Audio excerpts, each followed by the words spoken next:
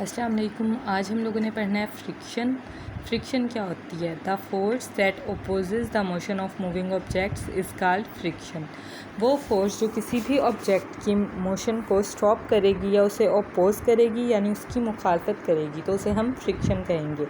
आपने अक्सर नोटिस किया होगा कि अगर आप किसी बॉल को जो कि रोल कर रही हो, मूव कर रही हो ग्राउंड पे, तो वो स्टॉप हो जाती है। वो स्टॉप क्यों होती है? वो फ्रिक्शन की वजह से स्टॉप होती है।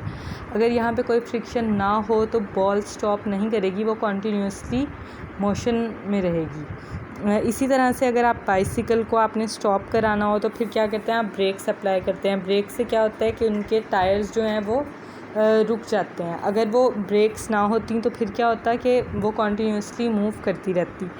इसी तरह से यहाँ पे नेचुरल फोर्स भी पाई जाती हैं जो कि स्टॉप कर देती हैं मोशन ऑफ ऑब्जेक्ट्स को। अब अगर आप अर्थ की एग्जांपल लें तो अर्थ पे अगर बाल मूव कर रही है तो उसका मोशन खुद ब खुद स्टॉप हो जाएगा, यानी देयर इज़ सम फ्रिक्शन।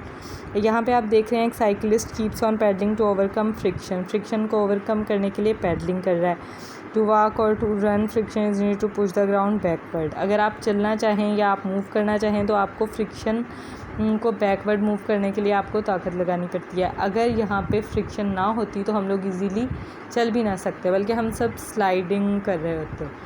और फ्रिक्शन जो है हम बोलते हैं, हमारे बोलने में भी फ्रिक्शन है, यानी फ्रिक्शन जो है वो स्टॉप करती है तो हम बोल रहे हैं। फ्रिक्शन ही की वजह से हम we can talk such as table carpet. अगर आप अपनी पाम को रब करेंगे टेबल कारपेट या पॉलिश्ड मार्बल पे तो फिर क्या होगा, अगर वो सरफेस स्मूथ होगा देन आपको इतनी ज़्यादा फोर्स लगाने की ज़रूरत नहीं पड़ेगी, आपकी हथेली जो है वो इजीली मूव कर जाएगी। और अगर सरफेस हार्ड होगा या फिर उस पर फ्रिक्शन ज़्यादा होगी तो आपको मुश्किल होगी उसे मूव करने में। यहाँ पे हमें दिखाया हुआ है a magnified view of the two surfaces in contact. ये दो सरफेसेस जो कॉन्टैक्ट में, इनमें भी कॉल्ड वेल्ड्स हैं, ठीक है। The contact points between the two surfaces form a sort of cold welds. जो कॉन्टैक्ट पॉइंट्स हैं वो कोल्ड वेल्ड्स बनाते हैं। These cold welds resist the surface from sliding over each other, ठीक है। अब इनके दरमियान ये जो हैं ये क्या कर रहे हैं, रेजिस्ट कर रहे हैं कि वो दोनों सरफेसेस एक दूसरे पे स्लाइड ना करें। अगर ये ना होते कोल्ड वेल्ड्स तो क्या होते, वो दोनों सरफेसेस इतने स्मूथ होते कि वो एक दूसरे पे स्लाइड करते। Adding weight over the upper block increases the force pressing the surfaces together and hence increase the resistance. अगर हम ऊपर वाले ब्लॉक पे कोई रखेंगे, वेट रखेंगे तो उससे क्या होगा कि रेजिस्टेंस इंक्रीज़ हो जाएगी। Thus greater is the pressing force, greater will be the friction between the sliding surfaces. अगर प्रेसिंग फोर्स ज़्यादा होगी तो फिर स्लाइडिंग सरफेसेस के दरमियान फ्रिक्शन जो है वो भी ज़्यादा होगी। अदरवाइज़ उनके दरमियान फ्रिक्शन कम होगी तो वो एक दूसरे पे स्लाइड इजीली कर सकेंगे। Friction is equal to the applied force that tends to move a body at rest. Friction किसके इक्वल है? अप्लाइड फोर्स के, जो कि किसी भी बॉडी को रेस्ट में लाने के लिए अप्लाई की जाती है। अगर कोई बॉडी मूव कर रही है और आपने उसे स्टॉप कराना है तो आपको फोर्स लगानी पड़ेगी। उस फोर्स को क्या कहेंगे? रेजिस्टेंस कहेंगे। It increases with the applied force. Applied force के साथ ये भी इंक्रीज़ हो जाती है। जितनी ज़्यादा अप्लाइड फोर्स होगी उतनी ज़्यादा आपको उससे स्टॉप कराने के लिए फ़ोर्स भी लगानी पड़ेगी। Friction can be increase to certain maximum value, it does not increase beyond this. Friction जो है वो एक मैक्सिमम वैल्यू तक ही इंक्रीज़ की जा सकती है, उसके बाद वो इंक्रीज़ नहीं होती। The maximum value of friction is known as the force of limiting friction. Maximum value को हम कहते हैं force of limiting friction. It depends on the normal reaction between the two surfaces in contact. दो surfaces जो contact में हों उनके normal reaction पे डिपेंड करती है। The ratio between the forces of limiting friction Fs and the normal reaction R is constant। जो ratio limiting friction Fs और नॉर्मल रिएक्शन R के दरमियान होती है वो इक्वल होती है कांस्टेंट के। इस कांस्टेंट को कहते हैं constant coefficient of friction and is represented by mu. Coefficient of friction कहते हैं और इसे रिप्रेजेंट किया जाता है म्यू से। तो हम देख सकते हैं कि mu is equals to Fs divided by R. Fs is equals to mu R. If m be the mass of the block then for horizontal surface, horizontal surface के लिए क्या होगा? R is equals to mg, m mass और g gravitational force. Fs is equals to mu mg। Friction is needed to walk on the ground. Friction हमें चाहिए होती है, अगर हम ग्राउंड पे चलना चाहते हैं तो हमें फ्रिक्शन की ज़रूरत होती है। It is risky to run on wet floor with shoes that have smooth soles. वो शूज़ जिनकी स्मूथ सोल्स होती हैं उनके साथ वेट फ्लोर पे चलना हमारे लिए रिस्की होता है, क्योंकि हम उस पर स्लिप हो सकते हैं। Athletes use special shoes that have extra ordinary ground grip. Athletes जो हैं वो स्पेशल शूज़ यूज़ करते हैं जिनकी सोल जो होती है वो स्पेशल होती है, जिसकी वजह से उनकी ग्राउंड पे ग्रिप जो है वो बहुत ज़्यादा होती है। Such shoes prevent them from slipping while running fast. यानी जब वो फास्ट रन कर रहे होते हैं तो उन्हें प्रिवेंट करते हैं कि वो नीचे ना गिरें। अब यहाँ पे आप देख सकते हैं pushing the opposite walls by palms and feet increases friction. जैसा कि वो बच्चा पुश कर रहा है अपोजिट वाल्स को तो उससे क्या हो रहा है, फ्रिक्शन इंक्रीज़ हो रहा है। This enables the boy to move up. इसकी वजह से क्या होता है, बॉय मूव अपवर्ड मूव कर सकता है। यहाँ पे आपको कोफिशिएंट ऑफ फ्रिक्शन दिया हुआ है बिटवीन सम कॉमन मटेरियल्स, कुछ कॉमन मटेरियल्स के दरमियान।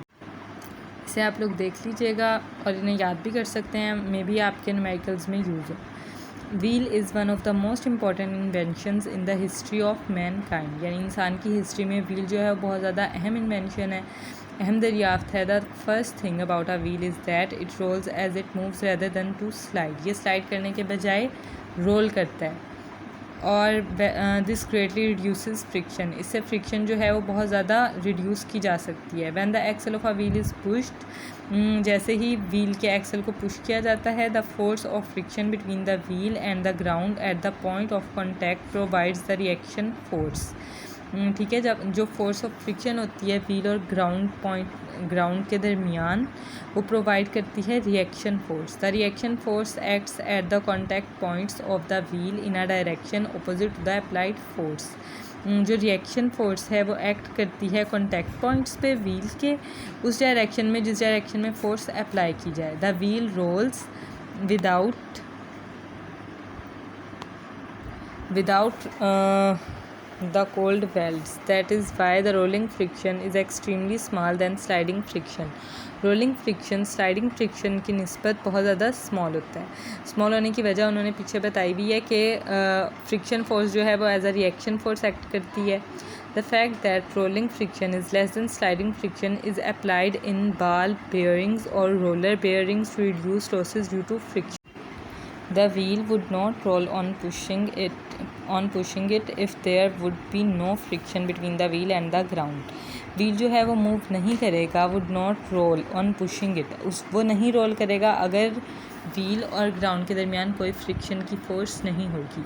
Thus friction is desirable for wheels to roll over a surface. Wheels के लिए ये बहुत ज़रूरी है, अगर वो सरफेस पे उनको सरफेस पे रोल करवाने के लिए फ्रिक्शन बहुत ज़्यादा ज़रूरी है। It is dangerous to drive on a wet road because the friction between the road and the tyres is very small. Road और टायर्स के दरमियान फ्रिक्शन बहुत ज़्यादा स्मॉल होती है, इसलिए वेट रोड पे ड्राइव करना ख़तरनाक होता है। This increases the chance of slipping the tyres from the road. इससे क्या होता है कि टायर्स के स्लिप होने के चांस बहुत ज़्यादा हो जाते हैं। The threading on tyres is design to increase friction. जो टायर्स पे थ्रेडिंग होती है वो इसलिए होती है ताकि फ्रिक्शन को इंक्रीज़ किया जा सके। This threading improves road grip and make it safer to drive even on wet road. Tyres पे जो थ्रेडिंग होती है वो उन पे रोड ग्रिप ज़्यादा हो जाती है, टायर्स की ग्रिप रोड के साथ इंक्रीज़ हो जाती है और इससे क्या होता है कि वेट रोड पे भी ड्राइव करना ईजी हो जाता है और सेफ़ रहता है।